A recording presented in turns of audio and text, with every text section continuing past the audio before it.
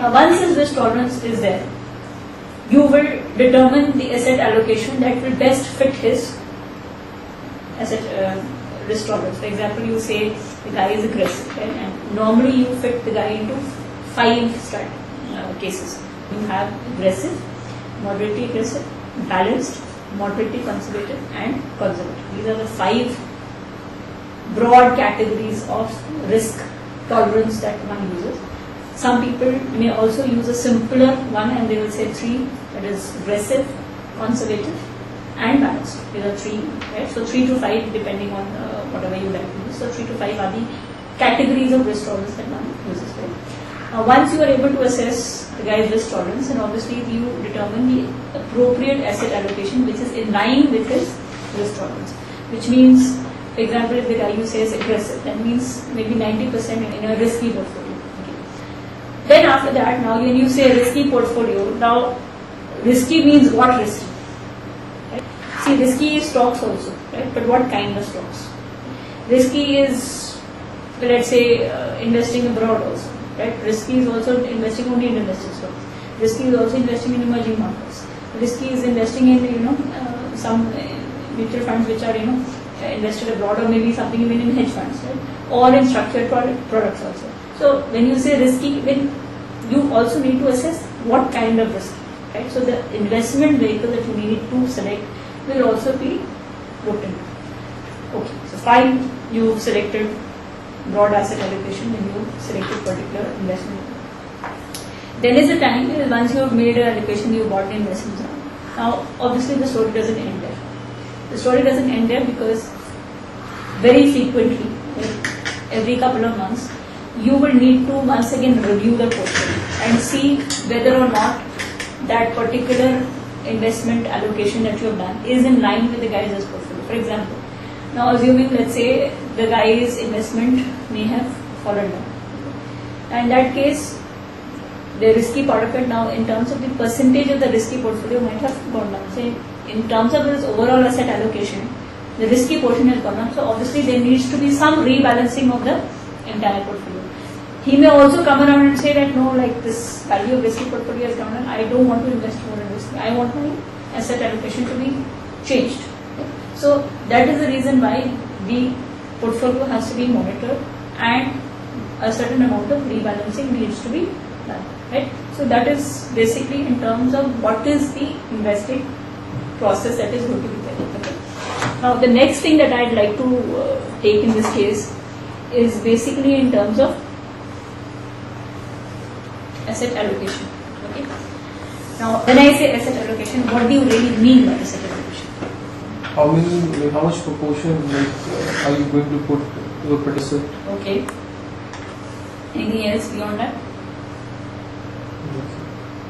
Okay. See, asset allocation is not just in terms of particular investment product, but it also in terms of the number of years or the duration for which you want to hold that investment in that particular category. Right? See, for example, and you will be surprised, and normally we say that risk tolerance is positively related to income. That means the more the guy's income is, yes, the more the risk tolerance is. Right? But I can tell you for a number of cases, right, that the more the income the guy has, right, the more risk averse he becomes. Right? Because now that he's acquired some amount of money or something like that, he is very scared of losing it. So in that case, he at any point of time he would not like to invest in any assets in the stock market, because that will possibly, whatever he has earned, he might lose it. So we are supposing that okay, the guy has earned, so he wants to become more rich. Right? You are rich, you want to become more rich. But as you say, diminution marginal utility. That doesn't mean that if you got a lot of money, doesn't mean that you keep wanting to make money, because I said that this is enough for me, this is enough for my needs. I don't think I want to get into a situation like this, and I cannot tolerate something that will lose my money. So obviously it means that the asset allocation needs to be looked into. Number one, as I said, the background and the stories are there, and also it is a function of time. Okay. Now, function of time depends on in terms of for how long does he want to remain in a particular asset class. Right? So you will say maybe for stocks okay, this much or this for this much, right, this period of time. So that is also very important while looking at asset allocation. Right? Now, the first thing, there are various asset allocation that you have. One is a strategic asset allocation, second is a tactical asset allocation, and the third is an insured asset allocation.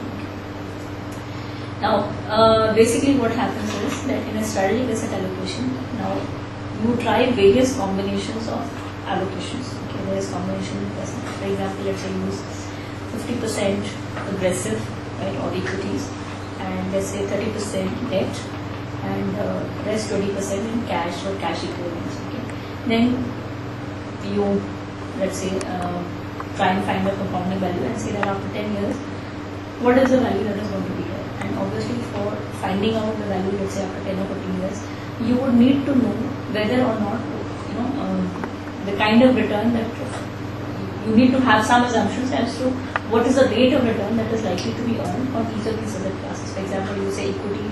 Okay, in the past it has given an average of 12% or 13%. So I possibly can say that 13% debt, safe amount of return would be something like 8 to 9%. Cash and cash equivalents not more than 4 or 5%. So depending on that, so you try and build it into the future and see what is the outcome of each asset mix. Then you try various permutations and combinations. And when I say here in this case I am looking at only equity, but when I say risky portfolio, it may not just be equity, it may be variety of things. When I say risky, it could also be mutual funds, but mutual fund which is having a, let's say, sectoral fund, which is obviously more risky, or a particular, let's say emerging kind of, or maybe a mid cap or a small cap mutual fund, or something of those sorts, or some mutual fund which is investing in term. So for each various combinations, you look at that and then try and figure out the asset mix. Okay? Whereas tactical asset allocation is basically you look at the current portfolio that you have and see what are the inefficiencies are there. Right? For example, now let's say assuming that you are investing in an equity portfolio. An equity portfolio is a broad allocation. An equity portfolio, for example, let's say you have some IT stocks, some pharmaceutical stocks, some banking stocks. Now, at a certain point of time, you say that over a period of time, you might have invested heavily into IT stocks, but you realize that, as is what is happening now, is the interest rates in the US have gone down and the rupee is appreciated. Obviously, in that case, the IT stocks would have gone down. So, in that case, if you know that this is going to happen, so what you do is, right now there is going to be some inefficiency, so you reduce your coverage of IT stocks and you move into other stocks which are expected to do well, for example, banking or infrastructure or whatever, right? So depending on that, so the idea is to take advantage of inefficiency. Or for example, you may assume that let's say something is happening in the spot market and you find that there is an arbitrage opportunity between the spot and the futures market, right? So between the various class of securities, so you can take advantage of that. That is something that you do on a routine basis, try and explore and exploit the inefficiencies in the assets. Now the third is something like an insured. Okay. Now insured basically means is that you fix a floor level. Okay. Now as your portfolio increases, right, possibly your ability to take risk will increase. In that case, you can increase the value of your investment in risky assets. Let's say if your value portfolio, so maybe you can buy more into equity and stuff. But the moment, suppose, let's say your equity portfolio starts reducing, and then you realize that your value of the portfolio is going down. So in that case, at that point of time, you don't let your portfolio fall beyond a basic minimum. So before it reaches that floor, you move into a different asset class. For example, you may move into fixed income securities. So this is something like an insurance strategy whereby you tell the portfolio manager, look, this is the floor. Beyond this, my portfolio value should not fall. For example, if I said I will give the guy 5 lakhs, right? I said I can tolerate a down till 4,50,000, right? If my stock portfolio falls, then please move into cash or cash equivalents. So that is something called an insured asset allocation. Okay. Now, it is very difficult to say what kind of asset allocation you should choose. There are some methods that one have. One very popular method is called 100 minus your age. Right? which means that if you are 70 years old, only 30% should be in equity and the rest in debt. Right? But if you are 30 years old, 70% in equity and only 30% in debt. The understanding is that if you are young, right, you should be investing more in equity. If the moment you are old, you should be investing more in safe instruments. The reason is very clear, because as you are young, your ability to take risk is, right, and even if you lose, you still have some time to recoup those losses, and you are still earning, you have some cash flows, so you can do it. But if you are a higher age group, neither do you have the time or the opportunity or the capacity to recoup any losses. So therefore, we want to always advise us that please stick to safe investment.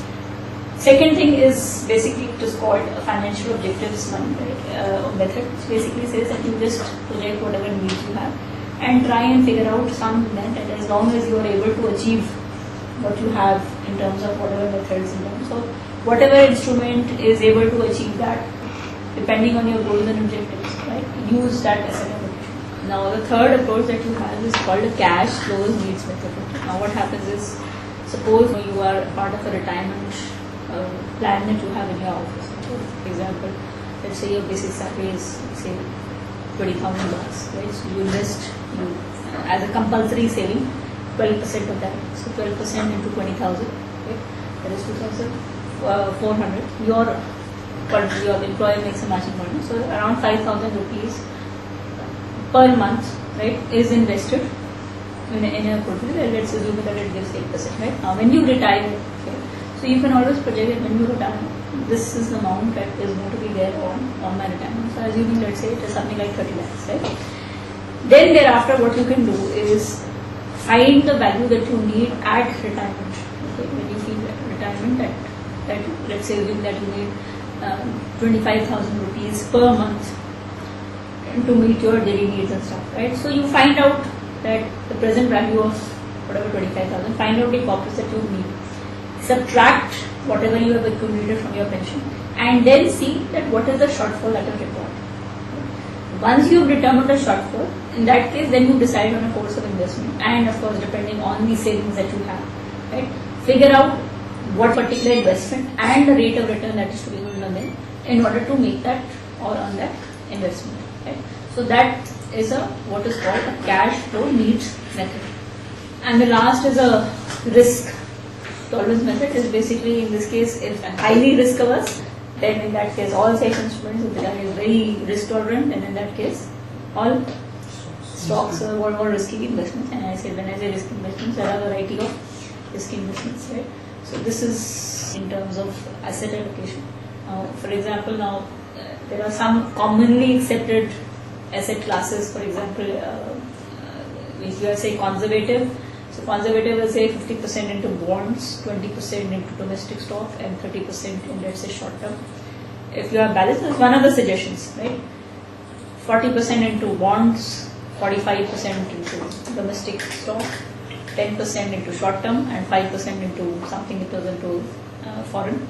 If you're talking about growth, then in that case 60% will be equity, 25% into bonds, 5% into short term, and 10% into foreign stock. Aggressive, so 70 plus is what you would say in your risky portfolio, and the rest divided between your foreign stock and your domestic stock, right? So that is what you have, right? And please understand that within the asset classes, right? Now, for example, one understands that, okay, money market securities is the least risky and equities is the most risky, right? Now, within equity also, right? For example, you would have blue chip stocks, which would be probably the least risky, right? And small and mid cap would be the most risky. Even in bonds, now when you look at bonds, there are bonds which are government bonds or sovereign bonds, less risky. Corporate bonds, more risky. Within corporate bonds, depending on the credit rating, right, you could have bonds which offer very high returns but will be more risky simply because their credit rating is less. So again, you have a hierarchy of risk. Within money market securities, you may have instruments like treasury bills, which are absolutely risk-free. Then you have private securities, for example, you have commercial paper, which is obviously more risky. You invest in money market mutual funds, because they're investing in various forms of, right, so they're open to some price risk. So depending on, even within a particular asset class, right, there are various forms of securities which can give you lesser or greater risk, right.